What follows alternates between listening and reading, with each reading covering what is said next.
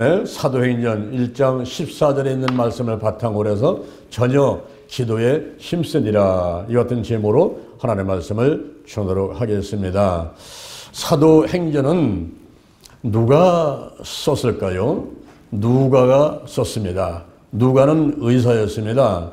이 누가 복음과 사도행전을 썼는데 누구에게 보냈을까요?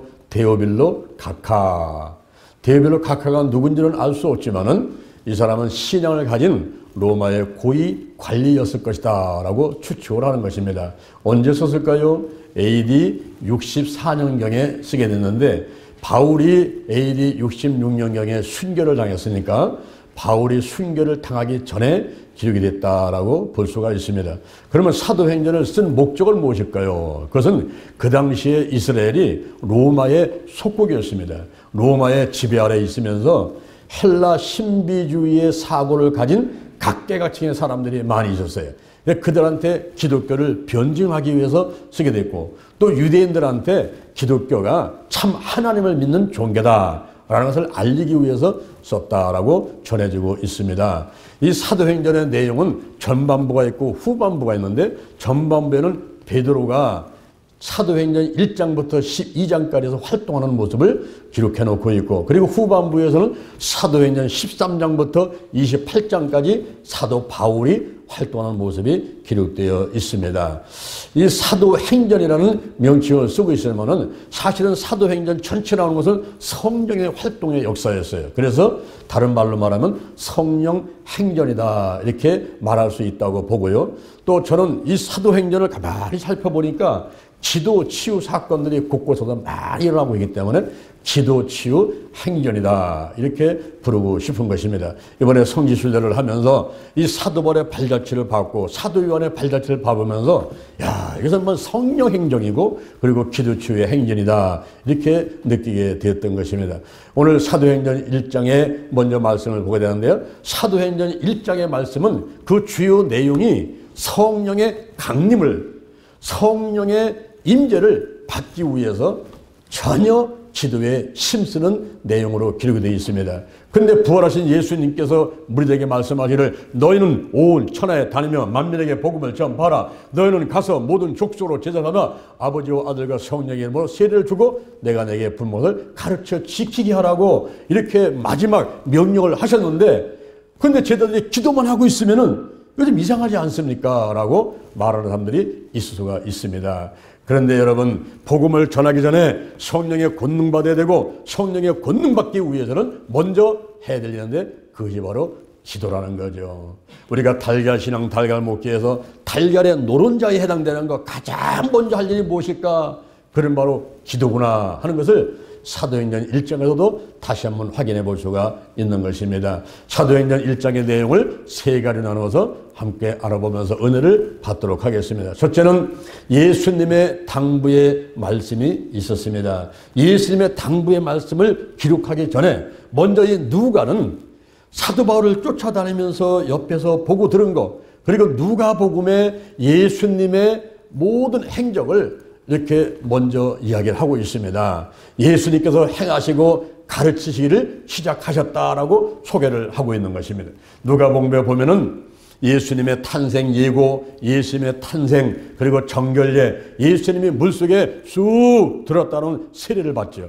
그때 성령이 비둘기처럼 확 임하면서 하늘에서 소리를 내는데, 이는 내 사랑하는 자고 내 기뻐하는 자라라는 음성이 들리게 되었던 것입니다. 그 후에 예수님께서는 성령님께 이끌려가지고 광야에 가서 40일간 금식하시면서 마귀의 시험을 받는데, 그 시험을 말씀으로 승리하는 것을 누가는 기록해 놓고 있는 것입니다. 그리고 나서는 이제 갈릴리 사역을 시작하게 되는데, 그때 예수님이 가는 데마다 말씀을 가르치고 귀신을 내어쫓고 병자를 고치니까 소문이 자자하게 번져가지고 사람들이 막 구름대같이 몰려왔어요. 이제 예수님께서는 예수님이 자라나신 곳 나사렛으로 가시게 됐습니다. 안식일 날 해당해서 성경을 읽으려고 하는데 옆 사람이 성경을 주는데 딱 피니까 이사야 선지자의 글이 다 피게 된 것입니다. 그것이 누가복음 4장 18절, 누가복음 4장 18절에서 소개를 하고 있습니다. 주의 성령이 내게 임하셨으니, 주의 성령이 내게 임하셨으니 가난한 자들에게 복음을 전하게 하시려고 내게 기름을 부으시고 나를 보내사 보된 자를 자유케 하고 눈먼 자를 다시 보게 하고 눌린 자를 자유케 하고 주의 은혜의 해를 전파하게 하려 하심이니라. 오늘날 이 말씀이 너희 귀에 임하였느니라. 할렐루야. 이 말씀이 데오빌로 각하한테 보낸 편지지만 사실은 오늘날 우리에게, 나에게 주시는 말씀인 것을 믿으시기를 바랍니다. 아멘. 오늘날 이 말씀이 너의 귀에 응하였느니라. 이렇게 예수님께서 가르치시기를 시작하셨던 것입니다. 그리고 예수님 혼자서 사역을 하는 것보다는 동역자가 있어야 되니까 제자들을 선택하는데, 이 사도들을 선택하기 전에 누가복음 6장 12절, 누가복음 6장 12절 이하에서 산에 올라가서 밤이 맞도록 기도하시는 거예요.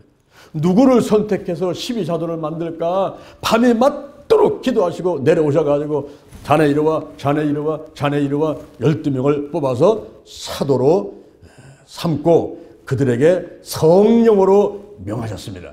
성령으로 명하셨습니다. 12제자를 파송합니다. 자, 가면서 천국이 가까웠다고 전하라. 그리고 병자를 고쳐라. 죽은 자를 살려라. 문들을 깨끗하게 하라. 귀신을 내어 쫓아라.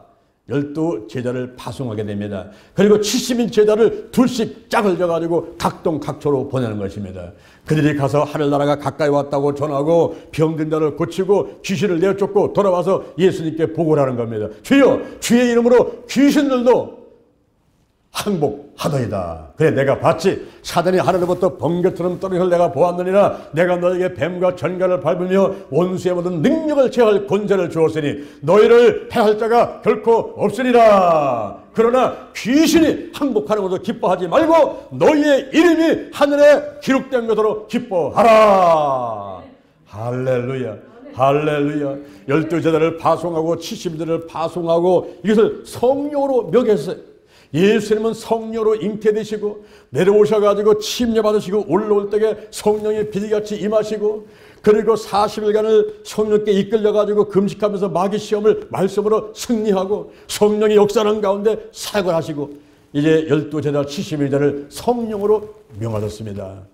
그리고 누가가 기록하기를 예수님이 승천하신 날까지의 모든 일들을 누가복음에 기록했다라고 말씀하고 있는 것입니다. 이것은 바로 예수님의 모든 지상사역을 말하는 거예요. 가르치고 천국복음 전파하고 귀신 내어 쫓고 병자 고치는 치유사역을 하였다 하는 것을 말씀하고 있습니다. 그런데 이러한 3대 사역을 하기 전에 먼저 예수님께서 하신 일이 있었으니 그것은 바로 기도였습니다. 할렐루야. 누가복음 11장 1절 이하에서 너희는 이렇게 기도하라. 너희는 이렇게 기도하라. 주기도문을 가르쳐주시고 그리고 강차는 기도를 하라는 겁니다. 자, 친구를 찾아가서 대문을 두드리라는 거예요. 친구를 찾아서 대문을 두드리면서 내게 떡 3덩이만 빌려주시오, 빌려주시오. 그러면 그 친구가 아이고 내가 지금 밤이 들었고 내 자녀들과 함께 이불 속에 들어있는데 이러면서 안 빌려주겠느냐? 친구를 위해서는 빌려주지 않지만은 강청을 통해서 대문을 계속 두드리고 있으니까 아이고 떡새덩이 빨리 빌려줘야 내가 편하게 잠자겠다. 그래서 빌려준다는 거예요. 그러면서 우리에게 하기를 강차는 기도를 하라는 겁니다. 쉬지 말고 기도하면서 강력하게 주시옵소서 주시옵소서 이런 기도를 하라는 거예요. 구하라 그러면 너에게 주실 것이요, 찾으라면 찾을 것이요, 문을 두드리라 그러면 너에게 열릴 것이니라. 구하리가 없고 찾는 이가 찾고 문을 두드리는 에게 문이 열릴 것이니라. 너희 중에 누가 그 아비가 아들이 생선을 달라는데 뱀을 줄 자가 있겠느냐? 알을 달라는데 전갈을 줄 자가 있겠느냐? 이와 같이 너희 자식에게 아비도, 악한 자도 아비도 자식에게 좋은 것을 줄 줄 알거든. 하물며 하늘에 계신 아버지께서 구하는 자에게 성령을 주시지 않겠느냐? 할렐루야. 구하라는 거예요. 구하라는 거예요. 그러면서 이렇게 기도를 먼저 하면서 가르치고 천국복음 접하고 치유할 때 그 초점은 영혼구원에 있다는 거예요. 그러면서 누가복음 16장 19절 이하에서 천국과 지옥의 간격을 말씀드립니다. 부자와 나사로를 통해서 하나님 믿는 사람은 천국 가가지고 아브라함 앞에 편하게 있지만은 하나님 믿지 않는 사람은 이 땅에서 아무리 부자로 살았어도 날마다 잔치하고 살았어도 그 사람은 지옥 간다는 거예요. 그래서 우리가 기도하면서 가르치고 천국복음 전파하고 치유사역하는 모든 것은 영혼에 초점 맞춰놓고 그 백성들을 구원시켜가지고 천국 백성 삼는 일을 해야 된다는 것을 누가복음에서 자세히 기록을 하고 있습니다. 그러면서 예수님의 십자가 죽음과 부활에 대한 사실을 전하고 있는 거예요. 예수님이 해를 받으셨다는 거예요. 십자가 못 박혀 죽으셨다는 거예요. 오늘이 우리가 종려주일입니다. 예수께서 십자가 못 박혀 돌아가시기 위해서 예루살렘 성에 입성하는 날이란 말이에요. 나귀를 타고 입성하는 날이란 말이에요. 예수님께서 왜 예루살렘 성에 들어가셔가지고 십자가에 못 박혀 죽으셨습니까? 그것은 바로 우리 때문에, 나 때문에 우리의 죄와 저주의 값을 다 청산하기 위해서 죽으신 것을 믿으시기를 바랍니다. 이사야 53장 4절 이하에 그는 실로 우리의 질고를 지고 우리의 슬픔을 당했거늘 우리는 생각하기를 그는 하나님께 말이며 징벌을 받는다 하였노라. 그가 찔림은 우리의 허물이 나며 그가 상함은 우리의 죄악을 이함이라. 그가 징계를 받음으로 우리가 평화를 누리고 그가 채찍에 맞음으로 우리가 나음을 입었도다. 할렐루야. 바로 예수님의 십자가 못 박히시면서 말하고 우리의 죄 때문에 우리의 저주값을 청산하기 위해서 그렇게 하셨다. 그런데 예수님께서는 죽음으로 끝난 게 아니에요. 죽으신 다음에 3일 만에 부활하셔가지고 이 땅에 40일간을 계셨는데 가장 먼저 누구에게 부활하는 모습을 보였을까요? 막달라 마리아. 막달라 마리아는 누굽니까? 7 귀신 들려가지고 죽을 적에 있던 그 여인에게서 귀신을 내어 쫓았는데 이 막달라 마리아가 얼마나 고맙습니까? 생명의 은인이죠.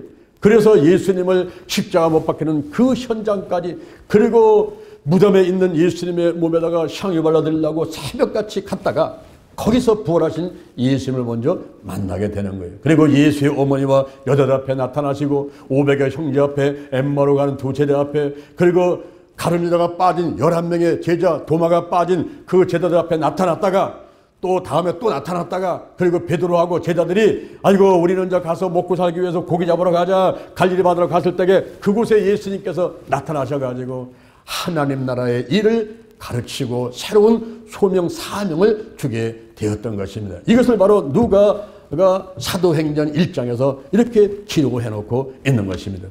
그런 가운데 예수님의 당부의 말씀을 전하는 거예요. 예수님께서 그 모인 무리들에게, 사도들과 거기에 한 500여 많은 무리가 모였는데 그들한테 하신 말씀이 무슨 말씀일까요? 예루살렘을 떠나지 마라. 예루살렘을 떠나지 마라. 예루살렘을 떠나지 말라. 그 말은 무슨 말입니까? 흩어지지 말고, 내가 죽었다고, 내가 하늘나라 간다고 흩어지지 말고 한 곳에 모여서 신앙 훈련을 하라라는 의미로 예루살렘을 떠나지 말라 그랬습니다. 여러분이 성지순례 가면 지금도 예루살렘이 있죠. 그 예루살렘은 솔로몬이 성전을 지은 곳입니다. 그 예루살렘은 아브라함이 이삭을 번제로 드렸던 장소인데 지금은 이슬람교 무슬림들이 차지해가지고 거기에 아브라함이 이삭이 아니라 이스마엘을 드렸던 장소라고 이렇게 거짓말을 좀 하고 있어요. 큰 파이가 있고 성지순례 가게 되면 보게 되는데 그곳은 바로 아브라함이 이삭을 번들어 드렸던 그런 장소였죠. 그리고 그곳에서 예수님께서는 십자가에 못 박혀 죽는 골고다 산상, 그게 바로 예루살렘에 있는 것입니다. 예루살렘을 떠나지 마라. 그리고 내 곁에는 아버지의 약속한 것을 기다려라. 아버지의 약속한 것이 뭡니까? 요한복음 14장 16절에서 내가 아버지께 구하겠으니 그가 또 다른 보혜사를 너에게 주사 영원토록 너희와 함께 있게 하신다 그랬어요. 아버지의 약속, 즉 성령 강림, 성령, 다른 보혜사 성령님이 오신다 하는 것을 말씀하고 있는 것입니다. 성령이 오시면 어떤 일을 할까요? 요한복음 16장 8절, 요한복음 16장 8절, 그가 오시면 죄에 대해서, 의에 대해서, 심판해서 세상을 책망한다 그랬습니다. 이 책망이라는 말을 깨닫게 한단 말이에요. 죄를 깨닫게 만들고 의가 무엇인지, 예수가 누군지 이 깨닫게 만들고, 그러면 심판, 바로 마귀와 사단은 이제 예수님 십자가 못 박혔을 때에 참패당한 존재라는 것을 깨닫게 만드는 거예요. 귀신 겁내지 마라. 마귀와 사단 두려워하지 마라. 참패당한 자예요. 나사렛 예수님의 이름으로 명령하면 떠나가는 존재예요. 예수의 보혈 앞에, 성령의 불 앞에 떠나가는 존재니까 무서워하지 말라. 할렐루야. 이 성령이 오시면 그걸 깨닫게 만드는 일이 있어요. 요한복음 16장 10절에 보니까 그가 내 영광을 나타내리니 내 것을 가지고 너에게 알리겠음이니라. 예루살렘을 떠나지 말고 내게 들은 바 아버지의 약속한 것을 기다려라. 성령으로 세례를 받아라. 여러분, 세례는 두 가지입니다. 우리 기독교에서는 의식이 이 성찬 예배 드리는 것하고 세례 받는 거예요.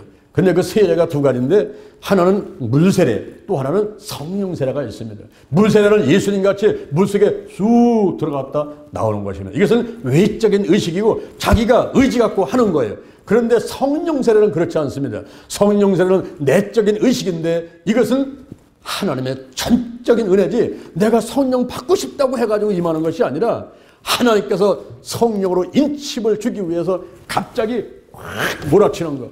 이 세례라는 말은 끼어넣는다는 거예요. 갑자기 몰아쳐. 물이 갑자기 몰아치면 훅 들었다 나오게 되면 물세례. 성령이 확 몰아치면서 타치하게 되면 그건 바로 성령세례. 이렇게 우리가 바꿔서 말할 수가 있습니다. 바로 예수님께서 승천하시기 전에 무리들을 향해 놓고서는 이렇게 당부 말씀하시는 거예요. 너희는 예루살렘을 떠나지 마라. 내게 들은 바 아버지의 약속한 것 기다려라. 성령의 세례를 받아라. 요한은 물로 세례를 베풀지만 너희는 몇 날이 못되어 성령으로 세례를 받으리라. 성령으로 세례를 받으리라. 할렐루야, 할렐루야. 이번에 여러분들이 사도행전 가지고 같이 말씀 듣고 은혜 받는 가운데 반드시 성령 받는 여러분 되기를 주님의 이름으로 축원합니다. 아멘, 아멘. 둘째는 제자들의 순종입니다. 여러분, 우리가 절대 순종할 때 복 받는 거예요. 우리가 뒤에 프랭카드 있죠. 절대 사랑, 절대 믿음, 절대 순종. 제 자동차 타게 되면 벌써 저 구호 외쳐야죠. 예? 절대 사랑, 절대 믿음, 절대 순종. 여러분, 순종해야 돼요. 여기 제자들이 예수님 말씀에 순종합니다. 제자들이 예수님께 이렇게 묻습니다. 주여, 이스라엘을 회복할 때가 이때입니까? 이게 무슨 말이냐면은 우리나라가 일제 36년간 심리생활할 때게 언제 해방됩니까? 이런 얘기예요. 로마의 속국으로 이스라엘 백성들이 오름을 당하고 있으니까 이스라엘이 회복되는 것이 이때입니까? 이렇게 묻는 거예요. 그 사람들은 예수님을 정치적 메시아로 생각했어요. 정치, 경제, 사회 모든 엉드는 것을 해방시키러 예수님이 오셨다라고 잘못 생각하고 있었던 것입니다. 마태복음 1장 21절, 마태복음 1장 21절에 보니까 예수는 자기 백성을 저희 죄에서 구원할 자다. 지옥 가는 인생을 그 죄를 사함받게 만들어가지고 천국 백성 만들려고 예수님이 오셨지 로마의 속국에서 이스라엘 백성을 해방시키려고 오신 분은 아니다 하는 거예요. 그런데 제자들은 잘못 생각하고 있어요. 지금 이스라엘의 회복이 주여 이스라엘 회복이 될 때가 이때입니까? 그때 예수님께서 말씀하시기를 때와 기한은 아버지의 권한에 있으니 너희가 알 바가 아니요 오직 성령이 너에게 임하시면 예루살렘과 온유다와 사마리아와 땅끝까지 내 증인이 되리라. 이렇게 말씀하십니다. 때, 이 때라는 말은 헬라어로 말하면 크로노스. 일정 기간이란 말이에요. 내가 20살에 예수 믿었으면 죽을 때까지 예수 믿으면 70에 죽으면 50년간.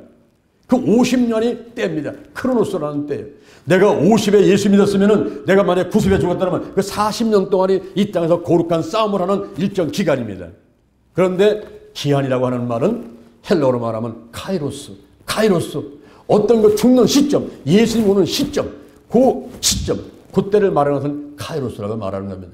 여러분, 종말은요, 예수님이 오시는 것만 종말이 아니라 내가 죽어서 하나님께로 가는 것도 종말인 것입니다. 그런데 언제 죽을지 어떻게 알겠어요? 나는 나이가 20살이야, 나는 30살이야, 앞으로 50년 있다 죽겠지. 천만의 말씀이에요. 감나무 밑에 가면요, 연시만 떨어진 게 아니고 땡감도 떨어져 있더라고요. 여러분, 죽는 것은 나이하고 상관없어요. 애들도 죽고 젊은 사람 죽고 여자도 죽고 남자도 죽고 한국 사람 죽고 그리고 미국 사람 죽고 죽는 것은요 정할 데가 없고 언제 죽을지 몰라요. 이번에 코로나 바이러스로 인해서 죽은 사람이 숫자를 셀 수가 없어요. 얼마나 많이 죽어갔는지. 지금 이 시간 여러분이 살아있음을 감사하게 되길 바랍니다. 아멘. 우리가 살아있고 건강하고 이거 감사한 거예요. 잘 먹고 잘 자고 대소변 잘하고 이거 아무것도 아닌 것 같은데 일상적인 이런 일들이 이게 감사거리입니다, 여러분. 할렐루야. 눈을 감았다 떴다 하고요. 이거 깜빡깜빡하는 것도 적당히 깜빡깜빡해야지. 이게 너무 자주 깜빡여도 안 되고 깜빡이지 않아도 걱정이고 이거 문제가 되는 거예요. 우리가 오장육부 사지백체가 움직이는 거 감사해야 됩니다. 심장이 10만 번 움직여요. 관절이 10만 번 움직여요. 혈관거리가 10만 킬로미터인데 하루에 1000번씩 오고 가면서 영양분을 공급합니다, 여러분. 감사해요, 감사해요. 네, 감사해야 돼요, 감사. 범사에 감사하라. 범사에 감사하라. 이는 그리스도 예수 안에서 너희를 향하신 하나님의 뜻이니라. 아멘, 아멘. 우리가 감사해야 돼요. 때와 기한은 아버지께 달려있는 거예요. 예수님이 언제 오실지 그날 것은 아무도 몰라. 천사도 몰라. 아들도 몰라. 오직 아버지만 아시는 거예요. 주 예수의 옷이 없어서 내가 신부단장하고 있습니다. 지금 우리 금순이 같이 다 준비하고 있어야 되는 거예요. 신랑인 금복이 들어오세요. 내가 준비하고 있습니다. 이게 여러분 신부단장이라는 거예요. 예수님이 언제 오실지 모르지만 내가 깨어서 기도하고 말씀 읽고 달걀 신앙 달걀 목에다가 무장을 딱 하고 있는 준비하고 있으면 어느 때 오든지 상관없어요. 밤중에 오든지 새벽에 오든지 상관없단 말이에요. 할렐루야. 이것이 바로 뭐냐면 이 기한은 카이로스라는 거예요. 카이로스. 어느 시점에 오든지 내가 언제 죽든지 간에 내 믿음을 지키고 있다가 천국 백성 돼야지 어물어물 어리버리 하다가 지옥 가게 되면 이거 얼마나 억울합니까? 여러분? 때와 기한은 아버지의 권한에 두었으니 너희가 할 바 아니고 너희 할 일이 있다. 너희 할 일이 있다. 우리가 할 일이 있습니다. 내가 할 일이 있습니다. 뭡니까? 뭡니까? 내가 할 일이 뭡니까? 오직 성령이 너희에게 오직 성령이 누구에게? 너희에게 나에게 먼저 임하는 거예요. 그래서 제가 달걀이랑 달걀 목회를 외치면서 뭐라고 외칩니까? 오직 기도, 오직 말씀, 오직 사랑, 오직 성령 운행, 오직 치유를 외치면서 뭐라고 그래요? 나부터 거룩하겠습니다. 자, 한번 따릅니다. 나부터 거룩하겠습니다. 거룩한 성도가 되자. 거룩한 교회가 되자. 거룩한 가정이 되자. 거룩한 나가 되자. 여기 예수님 말씀은요. 병렬식이고 점층법입니다. 병렬식이고 점층법입니다. 예루살렘 온유대 사마리아와 땅끝은 늘어났는데 점층책이야. 점점 사도 바울을 보세요. 사도 바울이 성령 받고 회심한 다음에 성령 받고 그 사람이 수리에 안디오스 시작해가지고 구부로로 그리고 터키로 그리스도로 로마로 가면서 복음을 전해가지고 오늘날 세계복음화의 기초를 놨지 않습니까? 그렇게 하라는 거예요. 나부터 거룩하겠습니다. 내가 성령 받고 뒤집어지겠습니다. 회개하겠습니다. 그 다음에 우리 가족을, 우리 가정을, 그 다음에 지역을, 대한민국을, 그리고 미국과 아프리카, 전 세계, 한국계, 세계계, 민족복음화, 세계복음화를 이루겠습니다. 할렐루야. 할렐루야. 이게 바로 우리의 할 일이라는 거예요. 이게 우리 할 일이라는 거예요. 이때 이제 예수님께서 제자들의 보는 앞에서 하늘로 들려 올라가십니다. 제자들이 보는 데서 하늘로 올라가세요.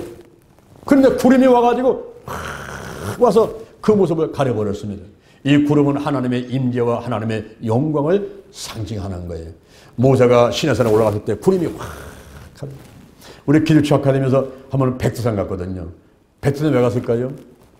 하나님께서 한민족한테 준 땅덩어리가 백두산부터 한라산, 독도로부터 백년도까지라는 게 확인하려고 올라갔습니다. 한 7, 80명이 올라갔어요. 백두산 올라가는데 백두산에 갈 때 사람들이 천지를 보려고 가는 거예요. 천지를 보려고 사람들이 가는데 천지를 못 본 사람이 천지요. 왜냐하면 구름이 와가지고 확 가려버려요. 그 천지의 모습을 안 보여준다랍니다. 근데 우리는 1년 동안 기도하고 갔더니 우리가 갔을 때에 탁 구름이 거쳐가지고 그 푸른 백록담 천지를 보여줬는데 거기서 사진 찍고 기도하고 이제 한 3시간 정도 있다가 내려오니까 그때 구름이 와가지고 가려보니까 우리 다음에 올라간 사람들은 못 보는 거예요. 얼마나 감사한지요. 얼마나 감사한지요. 이 구름은 하나님의 임재와 영광을 상징하는 것입니다. 그때 이 제자들이 하늘로 올라가신 예수님을 자세히 살펴봤어요. 자세히 봤다는 긴장하면서 떨리는 마음으로 집중해서 보았다 이 말입니다. 그때 그 옆에 흰옷 입은 두 사람이 있는데 이 흰옷 입은 두 사람이 누구냐면 천사들이었어요. 이 천사들이 말하는 거예요. 갈릴 사람들아 어찌는 서서 하늘을 쳐다보느냐. 너희 가운데서 하늘로 올려주신 예수는 가심을 본 그대로 오시리라. 따라합니다. 오시리라. 이게 바로 뭐냐면 재림이에요. 재림. 예수님이 초림 때는 보잘것없이 마국간에서 가난하게 태어났지만 앞으로 오실 때는요 어마어마한 천군 천사를 대동하고 대살육가 전서 4장 16절에 보니까 주께서 호령과 천사의 소리와 하나님 나팔로 친히 하늘에서 강림하시리니 그때 죽은 자가 먼저 일어나고 우리 살아있는 사람이 하늘로 끌려 올라가서 그 구름 속으로 끌려 올라가지고 궁중에서 주를 만나서 예수님 만나가지고 혼인잔치를 하게 된다는 것을 말씀해주고 있는 것입니다. 할렐루야, 할렐루야. 이렇게 예수님께서 하늘로 승천해서 가버리셨어요. 가버렸어요. 그러고 나니까 이제 제자들이 예루살렘으로 돌아왔습니다. 예루살렘으로 돌아왔는데 그들이 예수님 승천하는 장소를 본 곳은 감람산이었어요. 이 감람산은 감람나무가 많아서 감람산가 했는데 우리는 오늘날 말하면 올리브나무라 이 말이에요. 여러분이 집에서 올리브 기름 쓰시죠? 요번에도 여러분 제가 성지순례 갔다 와가지고 올리브 핸드크림 드렸지 않습니까? 올리브 기름? 올리브, 그 올리브 나무가 많은 곳이 감람산인데 그곳은 예루살렘하고 가까워요. 제가 성지순례 가서 보니까 그 예루살렘에서 감람산까지가 겟세마네 동산이 있던 그곳이 이렇게 보면 그냥 건너편입니다. 1km밖에 안 되는 거예요. 그런데 골짜기 골짜로 가야 되니까 가다 보면 시간 걸려가지고 걸어가면 뭐 한 30분, 1시간 걸어가게 되는데 가까운 곳이에요. 그 겟세마네에서 예수님께서 십자가 못 박히기 전에 이제 기도할 때에 막 모색은 터져가지고 땀방울에 핏방울 섞여가지고 뚝뚝뚝 떨어지던 그 장소가 바로 겟세마네 동산이 있던 그 장소가 감람산이에요. 거기에서 예루살렘으로 와가지고 다락에 올라갑니다. 그 다락은 마가의 다락방이에요. 거기는 예수님께서 최후 만찬하는 장소, 그리고 부활하셔가지고 제자들 찾아왔던 장소, 거기서 전혀 이 백신문도가 모여서 기도해가지고 성령 받던 장소, 그곳이 바로 마가다락방이고, 그리고 예수의 어머니와 여자들이 베드로가 감옥에 갔을 때에 베드로의 구출을 위해서 중보기도 하면서 애썼던 장소가 바로 마가다락방입니다. 그 마가다락방에 다가가지고 120명이 예수의 제자들하고 그리고 여자들하고 예수의 어머니하고 예수의 아우하고 120명이 모였는데 제가 그 마가다락방을 가보니까 우리 교회보다 한 반만 해요. 근데 기둥이 몇 군데 서 있는데 사람들이 무릎이 닿도록 바짝바짝 앉아야만이 앉을 수 있는 그런 좁은 장소입니다. 그 마가다락방에 올라가가지고 이들이 이제 기도하기 시작했는데 그 120명이라는 숫자는 어떤 공동체를 설립하기 위한 최소한의 숫자였습니다. 유대법에 의하게 되면은 유대법에서는 120명 이상 모여야지 공동체를 인정을 했단 말이에요. 그러니까 거기서 교회가 세워지는데 초대교회 예루살렘 교회가 세워지는데 이 유대법에 의해서도 인정받을 수 있는 숫자가 120명이었어요. 그러니까 120명 성도가 바짝바짝 모여가지고 거기서 기도를 하는데 마음을 같이 해서 전혀 기도에 힘썼더라 그랬습니다. 한 열흘 동안 그렇게 기도하는 가운데서 전혀 기도에 힘썼으니까 아마 물도 마시지 않고 먹는 것도 안 먹고 그냥 앉아가지고 열흘 동안 기도만 했었던 거예요. 그럴 때에 이제 사도행전 2장에서 오순절날 성령이 급하고 방한 가라만 같이 그리고 불같이 임하게 되는 역사가 있게 되는 것입니다. 할렐루야. 오늘날도 우리가 지금 사순절 지내고 종려주일에 고난주간을 지내고 다음 주가 부활절인데 여기까지 오는 동안에 우리는 먼저 전혀 기도에 힘쓰는 자들이 되어야만 될 줄로 믿습니다. 할렐루야. 셋째는 가룟 유다의 운명입니다. 자, 여러분 보세요. 내가 혹시 가룟 유다 같은 행동을 하지 않을까? 예수님의 12 제자 가운데 신임 받아가지고 돈꾀를 맡았던 가룟 유다. 돈. 디모데전서 6장 10절에서 돈을 사랑함이 일만하게 뿌리가 되나니. 그 사랑하는 사람들이, 사모하는 사람들이 믿음에서 떠나 근심으로 자기를 찌른다는 거예요. 돈 때문에 망하는 사람이 한두 사람 아니에요. 모든 싸움 가운데는 밑바닥에 가면 돈이 있습니다. 물론 하나님의 섭리 가운데 가룟 유다가 그러한 행동을 할 수밖에 없었어요. 다윗의 글에 의해서 시편에서 예언한 데다가 행동할 수밖에 없겠지만은 그런데 가룟 유다는 뭡니까? 돈꾀를 맡았던 사람이 은 30에 은 30은 오늘날 돈으로 따르면 한 600만 원 정도 되는 거예요. 600만 원에 예수님을 팔아버렸어요. 600만 원에 스승을 팔아버린 이 못된 제자가 가룟 유다였습니다. 여러분 오늘날 우리가 돈 때문에 명예 때문에 권력 때문에 난 교회 안 나갈 거야. 예수를 팔아버리는 사람 있지 않을까요?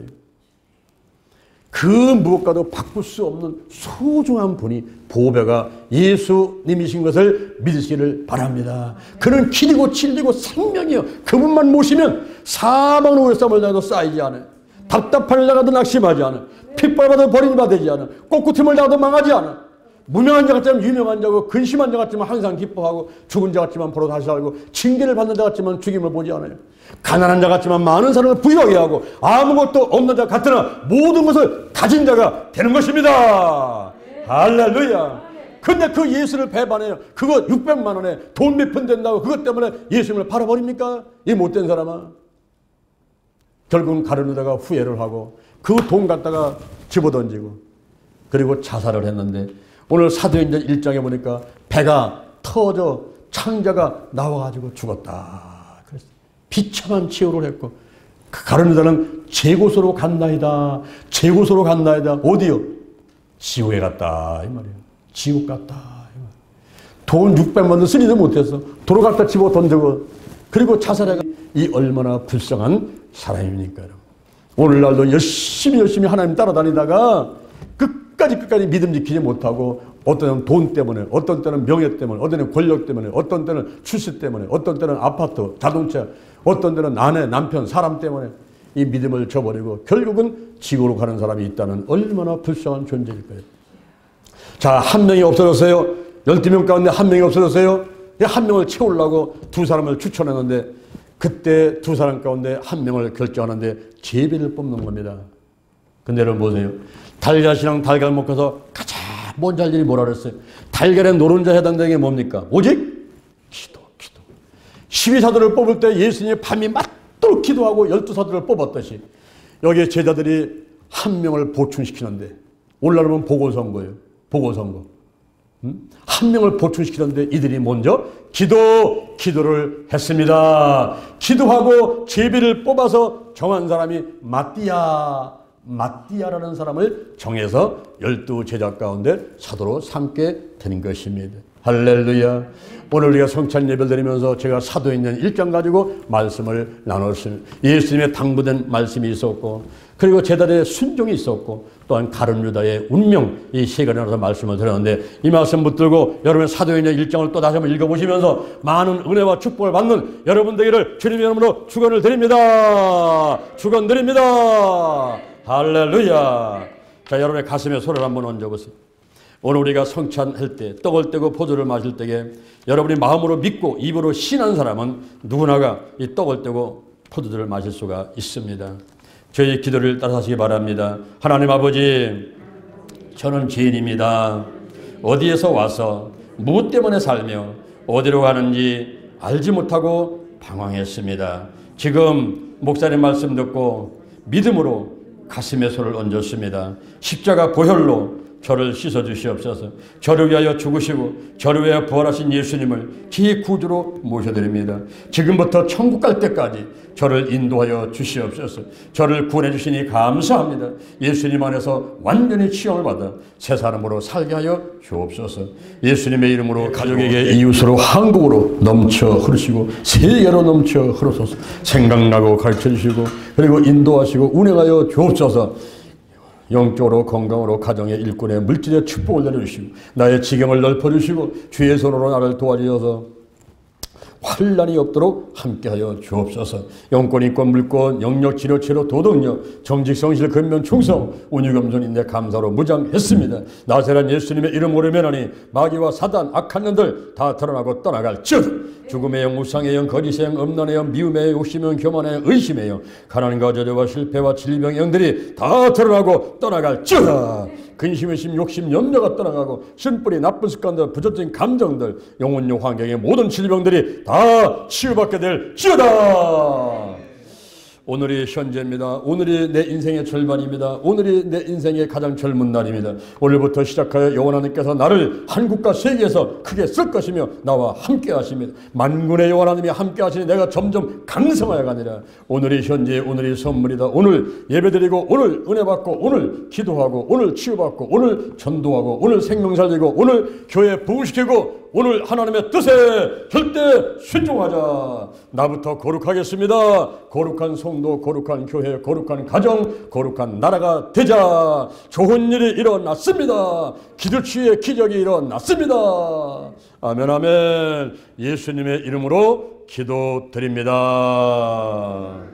아멘. 할렐루야. 우리 하나님께